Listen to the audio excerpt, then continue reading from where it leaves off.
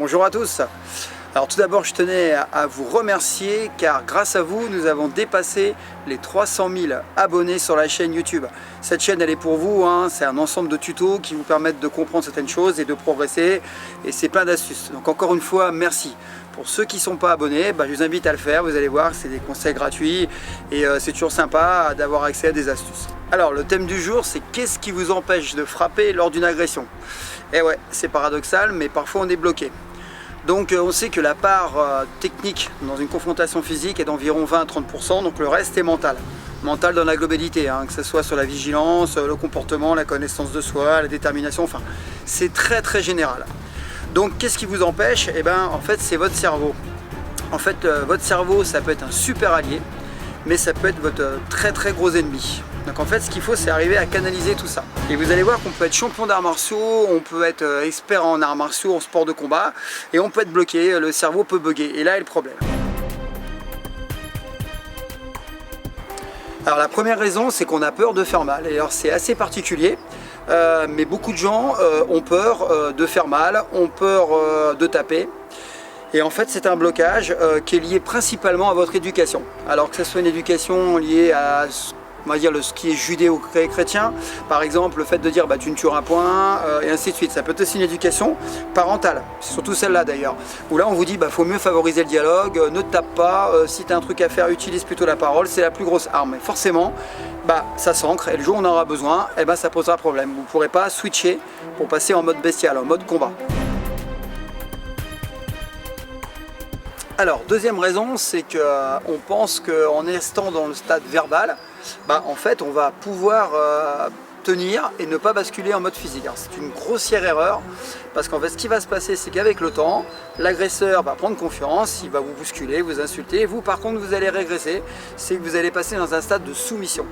Et là, c'est une catastrophe. Donc, ne pensez pas qu'en prolongeant donc, le stade verbal, en discutant de plus en plus, vous allez vous en sortir intègre. Non, parce qu'en fait, encore une fois, l'autre va prendre conscience, il va vous soumettre. Et là, ça va être catastrophique. Comme pour la peur de taper, le fait de déceler le moment où ça va basculer en stade physique, ça se travaille. Il y a des règles, il y a des choses qui ont été revues, il y a des choses qui sont expliquées. Et là, je vous les expliquerai dans le guide de self-défense et dans la formation qui va suivre. Donc une autre raison que très peu de personnes évoquent, c'est ce qu'on appelle le verrouillage génétique chez l'humain. En fait, on est plus programmé pour fuir que pour combattre. C'est lié à plein de choses, les hommes des cavernes, donc je ne vais pas l'expliquer maintenant, mais il y a des raisons. Et en fait, cette particularité fait que si on ne comprend pas, on se dit ouais, il y a un blocage. Qu'est-ce qui se passe? J'ai un blocage au niveau du cerveau. Et oui, c'est ce fameux verrouillage. Donc on apprend avec des techniques liées à l'hypnose, à la neuroscience, à débloquer ce verrouillage. Alors pourquoi vous tapez pas pour vous défendre? C'est parce que si vous dites il y a plein de témoins autour de moi, ils vont intervenir. Alors il suffit de lire les journaux, regarder la télé pour savoir que malheureusement les témoins souvent n'interviennent pas. Alors il y a des raisons, je vous donne le terme scientifique en psychologie, c'est le syndrome du témoin. En fait il y a une masse de personnes et encore une fois pour des raisons purement psychologiques, les gens n'interviennent pas. Et pour qu'ils interviennent, il y a quelques astuces qui vont aller en votre faveur. Mais encore une fois, ne comptez pas sur les témoins. Alors une autre raison, c'est que lorsque vous basculez de l'autre côté, d'accord, du seuil de stress, en fait toutes les fonctions cognitives, émotionnelles, intellectuelles et autres sont bloquées. En fait il y a un seuil qu'on arrive à déceler, suivant chacun d'entre nous a un seuil différent, parce que c'est physiologique, psychologique, il y a deux données, en fait on n'est plus capable de réagir. En fait ça fait une bulle, on est complètement tétanisé et on est complètement incapable de s'ouvrir à l'environnement. Donc c'est un peu différent d'effet tunnel, mais c'est aussi lié.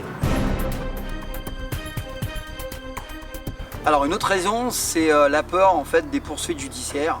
Alors là j'ai une réponse très simple qui est souvent reprise, c'est faut mieux en fait être jugé par 8 que d'être porté par 4. Alors vous allez me dire c'est très simpliste.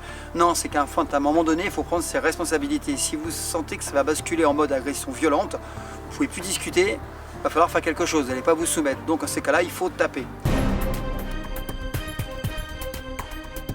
Alors une autre raison, c'est qu'on se dit qu'on va pas frapper mais qu'on va juste bloquer. Alors soit vous êtes un très grand expert ou un grand champion, mais moi je vous dis que même comme ça c'est compliqué. Dans la rue ça va très vite, la distance n'est pas du tout la même que celle de la salle, donc là vous l'aurez. Bloquer des coups, alors un coup peut-être avec un blocage reptilien mais pas un ensemble de coups comme on voit dans les films, et patati on bloque, c'est pas possible. D'accord, donc là vous vous mettez en gros dossier parce qu'à un moment donné le coup va passer, vous allez tomber. C'est comme ça que ça va se dérouler. Donc encore une fois, il y a des techniques de blocage de près, mais surtout une manière de se positionner par rapport à l'autre. Donc là, une autre raison qui peut paraître prétentieuse pour certains, c'est qu'on se dit ouais, j'ai un bagage technique, je suis puissant, je suis costaud, j'ai peur de frapper trop fort et de lui faire mal. Alors là, ça me fait rigoler. Déjà, on frappe jamais trop fort, il suffit juste de doser effectivement en fonction de l'agression. D'accord, ça c'est à vous, c'est purement responsable. Ce qui est important de savoir, c'est que même si vous frappez fort, l'autre en fait ne va pas prendre soin de vous, ne prend pas soin de votre santé. Donc à un moment donné, faut faire un choix et il faut éviter de donner son corps comme ça, comme un sac pour se faire frapper. Il faut se défendre. Voilà, il faut agir. Donc c'est purement dans votre cerveau que ça va se passer. Encore une fois, il y a des techniques qui vont aider justement à passer au-delà de ce blocage. Alors une autre raison, c'est que vous doutez de vos capacités, vous n'avez pas confiance en vous, et encore une fois c'est par hasard, l'agresseur vous a choisi justement parce qu'il a ressenti en vous ce manque de confiance, ce manque d'assurance, et en fait là il sait que vous êtes une proie facile entre parenthèses. Là encore une fois on peut reverser la vapeur, il suffit de savoir ce que vous valez, il suffit d'avoir confiance en vous, et encore il y a tout un travail à effectuer en amont pour être beaucoup plus sûr en situation réelle. Alors une autre raison, c'est il y a des gens qui se disent ouais, mais si jamais je frappe et que je loupe ma première frappe, l'autre va devenir furieux, donc l'agresseur il va se jeter sur moi, il va frapper encore plus fort. Alors de toute façon il va vous frapper, ça c'est sûr. Par contre ce que je vais vous dire, c'est que moins vous allez frapper, ou que ce soit par l'envie ou même en frappant trop légèrement, l'autre en fait il va prendre du plaisir parce qu'il va commencer à vous soumettre, il va vous frapper, il va voir que vous ne réagissez pas, et c'est paradoxal chez l'humain, souvent les gens quand ils voient qu'il y a les facilités, ils prennent de l'assurance et ils vont frapper encore plus fort. On voit ça régulièrement à la salle, sauf qu'en situation réelle la facture va être beaucoup plus lourde. Là encore il y a tout un travail à effectuer en rafale, des techniques bien spécifiques que j'aborderai lors des formations en détail.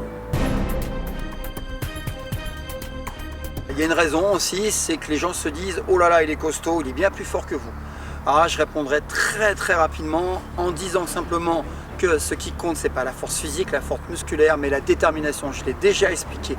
La détermination, une image très forte, un rat de 1 kg, quand il est coincé, il devient fou, il se jette sur vous. Et vous, en tant qu'humain, vous faites dans les 60-70 kg, voire 80 kg, donc vous faites 70 à 80 fois plus le poids du rat, et pourtant vous partez. Parce que lui il ne vous lâchera pas, il est en mode animal, il est reptilien. Ok, là encore une fois, ça se travaille avec des techniques spécifiques. Alors une dernière raison, c'est le fait de ne pas concevoir d'être agressé. C'est paradoxal, mais si vous ne l'avez pas intellectualisé, si vous ne l'avez pas prévu, vous ne l'avez pas conçu un minimum, le jour où ça va vous arriver, ça va vous faire drôle, vous serez surpris. Forcément, parce que pour vous, c'est pas possible. Et là, c'est une grossière erreur. En fait, comme on dit, qui veut la paix prépare la guerre. En fait, c'est très simple, c'est que dans votre cerveau, ça n'a pas été conçu. Donc imaginez, il n'y a eu aucune préparation physique, psychologique, même pas intellectuelle. Donc le jour où ça vous arrive, c'est la panique à bord. Voilà, ça c'est une raison très importante. Donc là, vous avez eu accès à quelques conseils, et au moins vous avez accès à des informations qui expliquent pourquoi vous êtes bloqué et pourquoi vous ne frappez pas lorsque vous faites agresser. Donc là, il y aura une notion de psychologie.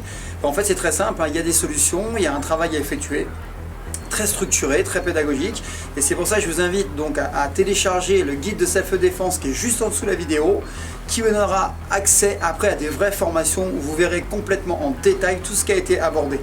En fait, là c'est juste superficiel, après il y a du travail technique, vous verrez qu'il n'est pas si compliqué, c'est juste des connaissances à mettre en application. En tout cas, je vous remercie de m'avoir écouté, je vous dis à bientôt et je vous dis à la prochaine vidéo. Salut!